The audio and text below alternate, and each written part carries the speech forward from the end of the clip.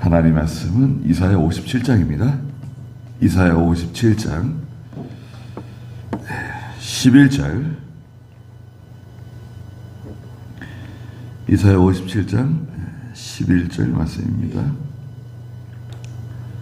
네가 누구를 두려워하며 무서워하기에 네가 거짓말을 하고 나를 기억지 아니하며 마음에 두지도 않느냐. 내가 오랫동안 잠잠히 있었다고 네가 나를 경외하지 아니하느냐. 내가 네 의와 네 행위를 드러낼 것이니 그것들이 네게 무익할 것이다. 네가 부르짖을 때에 네가 모은 우상들로 너를 구원하게 하여라. 그러나 그것들은 모두 바람에 날아가며 입김에 불려가겠으나 나 여호와에게 피하는 사람은 땅을 차지하며 거룩한 산을 물려받을 것이다. 그랬습니다. 우상을 섬기는 사람들은 하나님의 진노, 심판을 받게 되고, 여호와께 피하는 사람, 땅을 차지하게 될 것이다 말씀하셨습니다. 11절에 보니까 네가 누구를 두려워하며 무서워하기에 네가 거짓말을 하고 나를 기억지 아니하며 마음에 두지도 않느냐 그러셨습니다. 거짓말하고 하나님 기억하지 않고 마음에 두지도 않잖아요. 이게 마음이 다 우상에게 가 있어가지고요. 네가 누구를 두려워하며 무서워하느냐. 인간 본성에, 우리 인간 본성에는 그 두려움과 공포가 있습니다. 그 타고난 거예요. 그 인간 죄성에 연결되어 있는 건데요. 그래서 엄마 품 안에 있는 아이는 떨어질까봐 무서워합니다. 떨어질까봐. 엄마 품에서 떨어지는 거 있죠. 땅에 떨어지는 거. 그것에 대한 막연한 두려움과 공포를 가지고 있어요. 낙상. 그래서 어린아이들을 이렇게 던지면 안 된다잖아요. 이렇게 위로. 아이고 이렇게 좋다고 던지게 되게 되면 아이들은 기본적으로 떨어지는 것에 대한 공포를 가지고, 두려움을 가지고 있는데, 더 그 공포가 커지기 때문에 굉장히 정신적으로 충격을 받을 수도 있다는 거죠. 그 초등학생, 중학생, 이 아이들은 분리에 대한 두려움이 있습니다. 분리. 엄마나 아빠로부터 분리되는 거.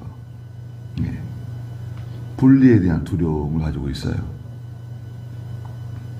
기본적으로 가지고 있는 거예요.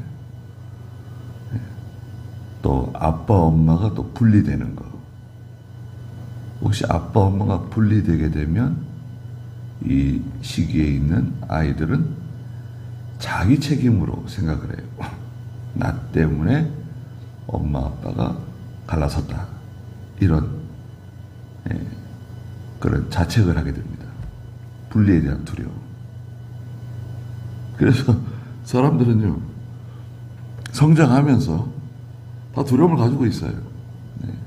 노인이 되게 되면 죽음에 대한 막연한 두려움을 이제 갖고 느끼게 되죠. 다 그 연령대에 기본적으로 가지고 있는 두려움과 공포가 있습니다. 그리고 어둠을 두려워하죠. 인간은 어두워지면 어둠에 대한 막연한 두려움과 공포. 낮에는 별거 아무렇지도 않은데 낮에 그래서. 근데 밤이 되면 똑같은 장소에 있지만 뭔가 분위기가 달라지죠.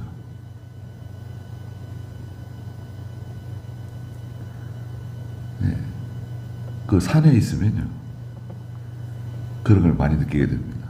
그래서 혼자가 있으니까 그 예전에는 산에 가면 밖에 잘 안 나가죠. 텐트에서. 예. 밖에 잘 안 나가고. 예. 그런데 언젠가 깜짝 놀란 적이 있어요. 밤 1시나 2시쯤 됐는지 아주 깊은 밤이에요. 근데 밖에서 뭔가 제가 막 열심히 뭘 하고 있었어요. 텐트 바깥에서. 뭘 하고 있었는지, 바람 불어서 밖에 있었는지, 비가 와서 밖에 있었는지, 밖에서 뭔가 열심히 막 하고 있었습니다. 그러던 순간 제가 깜짝 놀랐어요. 이 밤에 대한 그 공포심, 두려움이 없는 거예요. 예. 그래서 야 이게 이렇게 되는 거구나 그런 생각을 했어요. 예. 또 사람들은 죽음에 대한 두려움과 공포를 가지고 있죠. 죽을 수도 있다. 병 걸리는 것보다도 기본적으로 죽음에 대한 두려움이 있습니다. 그런 기본적인 공포심, 두려움이 있고, 그리고 또 하나님을 섬기지 않는, 하나님을 발견하지 못하는 사람들은 우상에 대한 두려움이 있어요. 우상에 대한 두려움. 그 세상의 그 잡신들이 저 신이 나에게 벌을 내리면 어떻게 하나? 저 신이 나를 저주하면 어떻게 하나? 내가 벌을 받으면 어떻게 하나? 네. 그런 막연한 두려움과 공포가 있습니다. 그게 있는 거예요. 두려움이나 공포를 이겨라. 그렇게 말하는 것은 사실은 적당한 것 같지 않아요. 인간은 두려움과 공포를 이길 수가 없어요.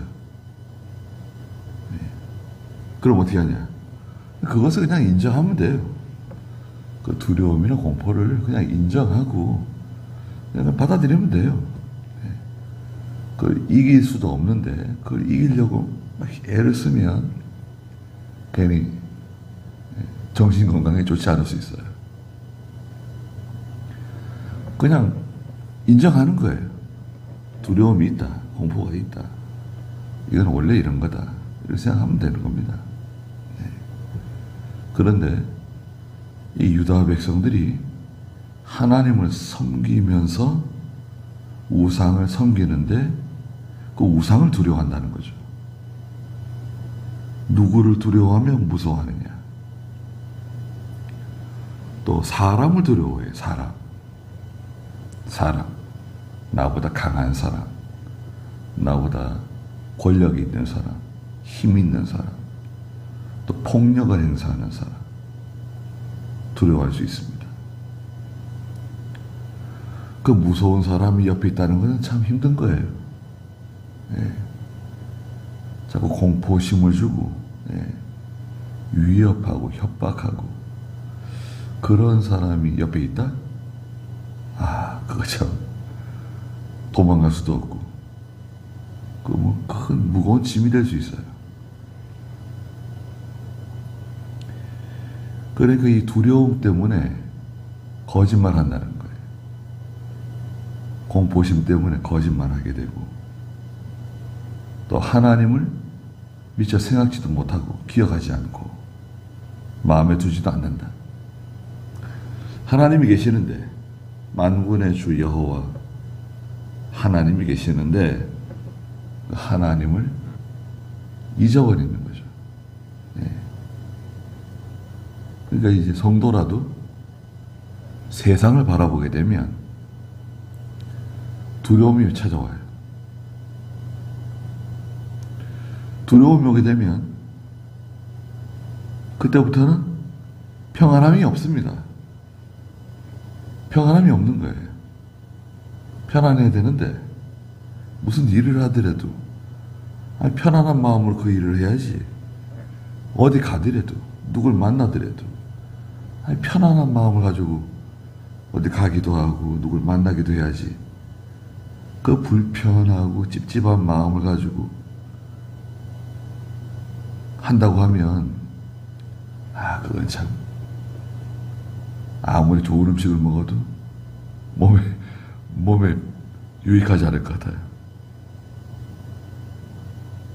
두려움과 공포가 있으면 그렇잖아요. 두려움과 공포는 고사하고 걱정, 염려만 마음에 있어도요. 그것도 이제 두려움과 공포의 가지라고 할 수 있는데, 염려, 근심, 불안한 마음이 자꾸 오잖아요. 불안. 인간을 죽이는 병이라고 그러는데, 불안한 마음이 있으면 잠도 잘 안 오고, 그죠? 네. 그거 어떻게 해요? 그거 병 생길 수 있어요. 불안 때문에.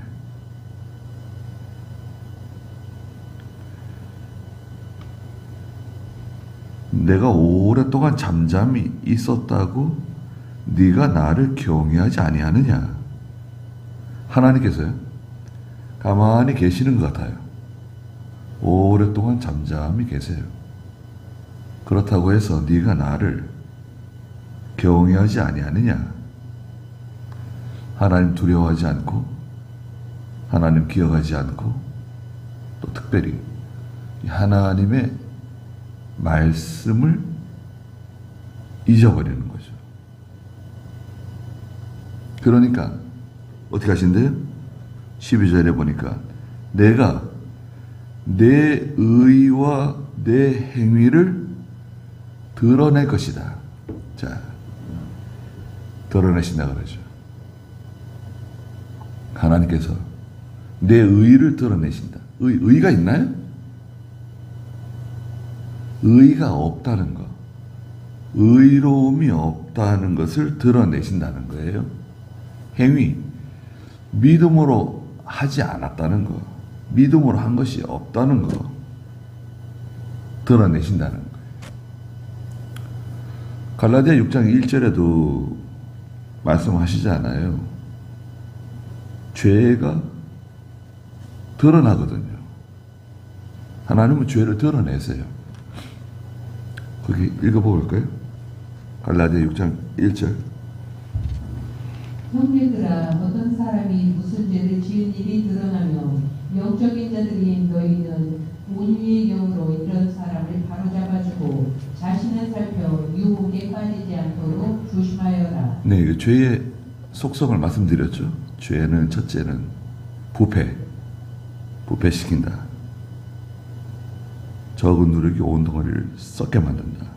두 번째는 빨리 전염되죠. 전염성. 빨리 퍼져요. 세 번째는 죄는 그 어떤 관성이 작용한다. 오랫동안 지속적으로 그 못된 일을 하다가 어느 날 하나님이 큰 은혜를 받아서 죄를 싹둑 자른다. 그건 좀처럼 쉽지 않아요. 한두 달 지나면 다시 1, 2년 지나면 또 다시 제자리로 돌아갈 수 있습니다. 이 죄의 관성이 작용해요. 무섭습니다. 그 특별한 은혜가 아니면 그 습관적으로 짓는 몸에 배어있는 죄를 걷어내는 게 쉽지 않아요. 마지막 네 번째가 뭡니까? 죄는 이 부유하는 성격이 있다. 드러나는 성격이 있다. 하나님께서 다 이불처럼 우리 죄를 다 덮어주세요. 네, 다 이렇게 덮어주시니까 우리가 상당히 당당하게 멋있게 살아가는 겁니다. 그러나 하나님께서 어떤 계기가 왔을 때 그 죄를 드러낼 수 있어요.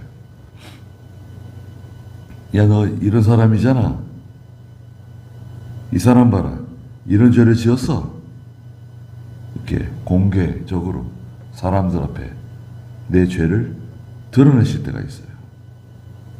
그 얼마나 참 수치스럽고 부끄럽습니까?